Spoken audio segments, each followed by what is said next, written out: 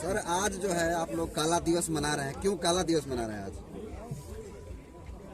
जो राम मंदिर के नाम पर नाटक चल रहा है उसको हम नाटक इसीलिए कह रहे हैं कि उनका वहाँ क्लेम करने का कोई अधिकार नहीं है। जो राम मंदिर की अंदर मूर्ति बिठाई जा रही है, प्राण प्रतिष्ठा का मार्केटिंग चल रहा है, वो मूलतः साकेत है। अयोध्या नहीं है, मूलतः साकेत है। और वह सम्राट अशोक की धरती है जहाँ पर सम्राट अशोक ने 4 बड़े स्तूप बनाए थे और वहाँ एक स्तूप में सम्राट अशोक ने तथागत बुद्ध के अस्थि कलश को रखा था। तो हिस्टोरिकल आधार पर वो बुद्धिस्ट प्लेस है और उसके ऊपर जोर जबरदस्ती से जो कब्जा किया जा रहा है उसका विरोध करने के लिए आज हम काला दिन मना रहे। केवल यहाँ नहीं मना रहे, ऑल इंडिया में मना रहे। पूरा देश जो है हिंदू राष्ट्र बनाने की बात हो रही है, पूरे देश को जो हिंदू राष्ट्र बनाने की बात हो रही है, इसको आप कैसे देखते हैं? तो पहले भागवत जी हिंदू शब्द ऋग्वेद में कहाँ मिलता है, रामायण में कहाँ मिलता है, महाभारत में किधर है, पुराणों में कहाँ पर है? जब मुगल काल में जिजिया कर हिंदुओं पर लागू था तो ब्राह्मण लोग मुगलों को मिलने गए, शहंशाह को। औरंगजेब के समय में उनके लेटर उपलब्ध है। तो ब्राह्मणों ने कहा आप जैसे विदेशी हो वैसे हम भी विदेशी है, हम हिंदू नहीं है। तो ब्राह्मणों ने हिंदू के नाम पर मुगलों के खिलाफ मोर्चा खोला हो, ऐसा कोई रिकॉर्ड दिखाए? ब्राह्मण तो मुगलों के शासन प्रशासन में हिस्सेदार बन गए थे। जिजिया कर ब्राह्मणों पर लागू ना करे, हिंदुओं पर लागू करना है करे। ब्राह्मण हिंदू नहीं है ऐसा उन्होंने लिखित में दिया, उसका रिकॉर्ड है। तो आज लोकतंत्र में ब्राह्मण लोग भिखारी बन गए, ब्राह्मणों के पास वोट नहीं है। अब जिनके पास वोट नहीं है 3.5% ब्राह्मणों के पास, तो शासन सत्ता में वो कैसे आएंगे? तो उन्होंने दावपेच के तौर पर हिंदू शब्द का इस्तेमाल शुरू किया है ताकि शासन प्रशासन पर हिंदू के नाम पर कब्जा किया जाए। जैसे कोई मिश्रा जी है, दुबे है, पांडे है, भागवत है, गडकरी है, फडणवीस है। तो इनको हमारा प्रेम पूर्वक आग्रह है कि आप ब्राह्मण के नाम पर चुनाव लड़ो। तो देखते हैं फिर कैसे चुन कर आएंगे। प्रधान का चुनाव नहीं चुन कर आएंगे तो MP MLA कहाँ से चुन कर आएंगे? तो हिंदू ये जो शब्द है ये गाली है, ऐसा स्वामी दयानंद सरस्वती ने का कहना है। तो जो स्वामी दयानंद सरस्वती का जो कहना है, इस बात को छुपाकर भागवत हिंदू राष्ट्र का राग आलाप रहे हैं। इसके पीछे पिछड़े वर्ग का समर्थन हासिल किया जाए, घोटाला EVM के जरिए से किया जाए, मगर EVM के खिलाफ जन विद्रोह न हो, इसीलिए हिंदू राष्ट्र का ही राग आलाप रहे हैं। ये इसमें सच्चाई नहीं है। ये तमाम OBC के लोग हैं, तमाम बैकवर्ड कास्ट के लोग हैं और राष्ट्रीय पिछड़ा वर्ग मोर्चा ऑल इंडिया में इसको काला दिन मना रहा है। तो सारे OBC के लोग का है बीजेपी के साथ। काला दिवस मना के क्या उपदेश देना चाहते हैं लोगों को?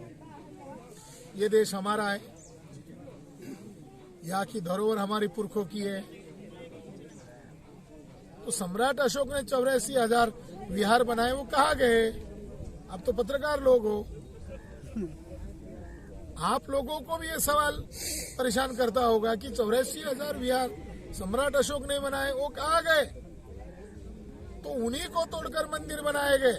हम लोगों को तो जैसे आज हमारे समय में हमारे विहार को तोड़कर वो मंदिर बना रहे, तो उस समय भी उन्होंने ऐसा ही षड्यंत्र किया था।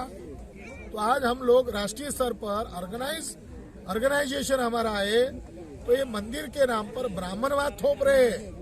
ब्राह्मणवाद थोपना यही गुलामी है, हम गुलामी का विरोध कर रहे हैं। सर OBC समाज आज भी 90% समझ जो OBC हिंदू ही मान रहा है अपने आप को, और अदर कास्ट के लोगों को अत्याचार तब करता है लोग। बुद्ध का ये कहना है कि जो बीज आप बोओगे वही फल आएगा। तो ब्राह्मणों ने हजारों वर्ष से हमारे OBC का इस्तेमाल किया, उनको अज्ञानी बनाया। तो अज्ञानी व्यक्ति दोषी नहीं हो सकता, उसको मिसगाइड किया गया है। और ये धूर्त जो व्यक्ति है ब्राह्मण, वो उसको मिसगाइड कर रहा है। तो अब ये OBC के लोग ये कार्यक्रम कर रहे हैं, लोगों को जगाने के लिए कर रहे हैं। बहुसंख्य लोग उत्तर प्रदेश में इसके खिलाफ है। और एक कुशवाहा व्यक्ति थे जिन्होंने सुप्रीम कोर्ट में केस दायर किया था कि ये बुद्धा हमारा है, मगर उसका कोई सुनवाई नहीं किया। कुशवाहा, शाक्य, सैनी, मौर्य ये तो ओबीसी कैटेगरी में आते हैं। ओबीसी उनके खिलाफ है, इसीलिए ओबीसी प्रधानमंत्री है, ऐसा नाटक किया जा रहा है। जब पार्टियां जो है सत्ता में रहती है तो ईवीएम का खिलाफ नहीं रहती है, ना ही उसका विरोध करती है। जब विपक्ष में रहती है तो ईवीएम का जोरदार तरीके से जो है विरोध करती है। मैं इस पर कहना चाहता हूँ कि कौन सी पार्टी आज विपक्ष में है और ईवीएम का विरोध कर रही है, जरा उनके नाम हमें बताइए ताकि हमारे ज्ञान में भी इजाफा होगा। बहन कुमारी मायावती भी विरोध हमें कर तो रही नहीं है। लगता कि ईवीएम को लेकर इन्होंने कभी आशंका ही व्यक्त की। जब हम लोगों ने ईवीएम को लेकर चुनाव आयोग को मुख्यालय को घेरने का आंदोलन घोषित किया, तब जाकर बोला है कहीं ये सारा समर्थन इधर न खिसक जाए। अब वो माहौल भारत मुक्ति मोर्चा के लोग कर रहे हैं, उनको भी मोर्चा में शामिल होना चाहिए। अगर विरोध का केवल विरोध करना, मैं भी ईवीएम के कारण मैं हारी, इतना कहना थोड़ी होगा। उसके लिए उनको आंदोलन करना चाहिए। ये आंदोलन तो कोई हमारा आंदोलन नहीं है, उनको तो शामिल होना चाहिए।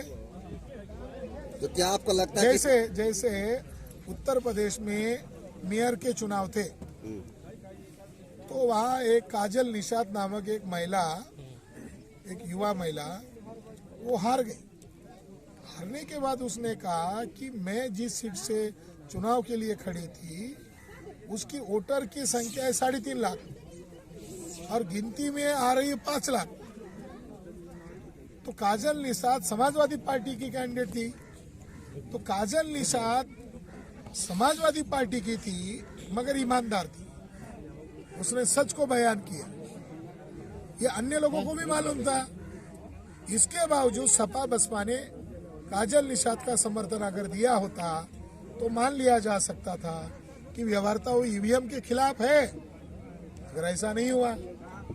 इसके उल्टा एक सोनू किन्नर ने चुनाव में हार गया, तो पुलिस जब डंडा लेकर उनको डराने लगी तो उसने कपड़े उतारकर पुलिसों का विरोध किया, तालियां बजा बजा कर चुनाव आयोग का विरोध किया। तो ऐसे ही आप जैसे अच्छे लोग होंगे, उन्होंने लाइव दिखाया तो पुलिस वालों को लगा सलाम तो बदनाम हो जाएंगे, वो भाग गए। तो कलेक्टर ने रिकाउंटिंग किया तो सोनू किन्नर को जीता घोषित कर दिया जो हार गया था। तो इस रूप में देखा जाए तो हिजड़े सही है, उसको न्याय करने के पास वो तुरंत न्याय कर रहा है। तो जो विपक्ष की आप बात कर रहे हैं, कांग्रेस मोर्चा निकाल रही है मगर ईवीएम के खिलाफ मोर्चा नहीं निकाल रही, यात्रा निकाल रही है ईवीएम के खिलाफ, एक रिजोल्यूशन पास किया, मगर इसके खिलाफ कोई मोर्चा निकालना चाहिए ना। प्राण प्रतिष्ठा के दिन ही आप क्यों इस दिन को चुने? हम ये दिखाने के लिए चुने हैं कि आपके घर पर कोई कब्जा कर रहा है और इसके लिए न्यायपालिका को भी यूज कर रहा है, खरीद लिया है, तो हमें तो आक्रोश करना तो हमारा अधिकार है ना। प्राण प्रतिष्ठा काहे की कर रहे हैं आप लोग? आपके धर्म ग्रंथ में लिखा हुआ है कि ब्राह्मणों को मूर्ति नहीं रखना चाहिए। ब्राह्मणों को वेद का, ब्राह्मणों के पवित्र धर्म ग्रंथ का आदेश है कि ब्राह्मणों को मूर्ति नहीं रखना चाहिए। बड़ी गजब की बात है, जिनको मूर्ति रखने के लिए मना किया है वो मूर्ति के प्राण प्रतिष्ठा कर रहे हैं। हम ये विरोध इसीलिए जता रहे हैं कि आने वाली पीढ़ी ये समझे कि सारे लोग खरीदे नहीं गए थे, हमारा समाज मर नहीं गया था, हम मुर्दा नहीं है, हम जिंदा है।